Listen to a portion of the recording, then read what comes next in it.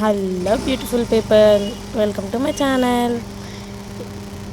ఈరోజు అయితే నేనైతే పప్పు, నెక్స్ట్ తోటకూర ఫ్రై, నెక్స్ట్ రైస్ ఇవన్నీ చేయబోతున్నాను.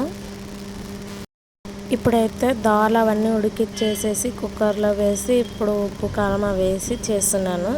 ఇంకా అది టైం ఉంది, ఇంకా చేయాలి.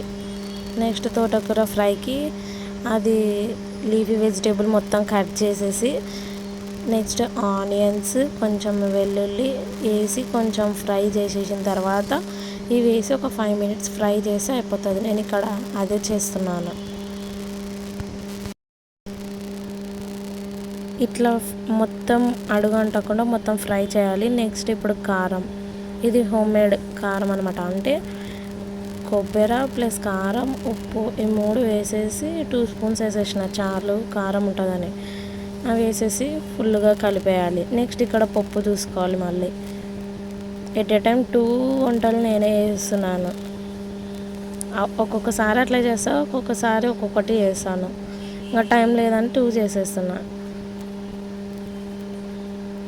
ఇలా ఇది కుక్కర్ ఇప్పుడే అయింది. అక్కడ తీసుకొని వచ్చి అక్కడ పెట్టినాను నేను. వేడి వేడి అన్నం, నెక్స్ట్ వేడి వేడి పప్పు, నెక్స్ట్ వేడి వేడి తోటకూర ఫ్రై. నెక్స్ట్ ఇప్పుడు ఇంకా వాటర్ తాగుతున్నాను నేను.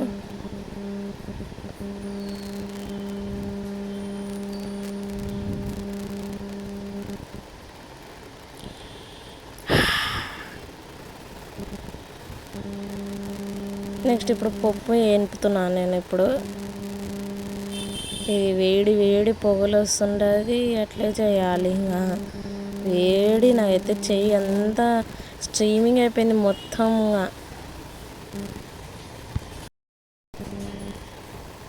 ఇది అయిపోయిన తర్వాత ఇంకా నెక్స్ట్ అందరం తినేసేదే. ఇంకా ఇప్పుడు తిరువాత వేయాలన్నమాట. దీనికి తిరువాత గింజలు ప్లస్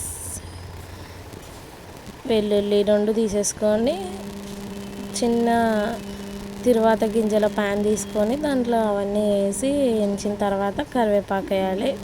ఇవన్నీ వేసి పప్పులో వేసేసి అయిపోయాయి, అంతే. ఇంకా పప్పు రెడీ. నేను ఇక్కడ వెల్లుల్లి వేస్తున్నాను ఇప్పుడు.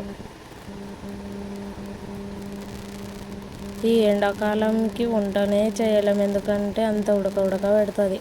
అందుకే నేనైతే పప్పు కట్టుకున్నాను. ఇంకా ఇప్పుడు అదిగోండి వేడి వేడి పప్పు చూడండి, స్ట్రీమింగ్ ఎట్లా వచ్చిందో. కెమెరాకు మొత్తం స్ట్రీమింగ్ అయిపోయింది. నెక్స్ట్ ఇక్కడ ఫ్రై చూడండి ఎంత బాగుందో. నెక్స్ట్ ఇంకా వేడి వేడి రైస్. మీకు ఈ వీడియో నచ్చితే please like, share and subscribe. Bye bye.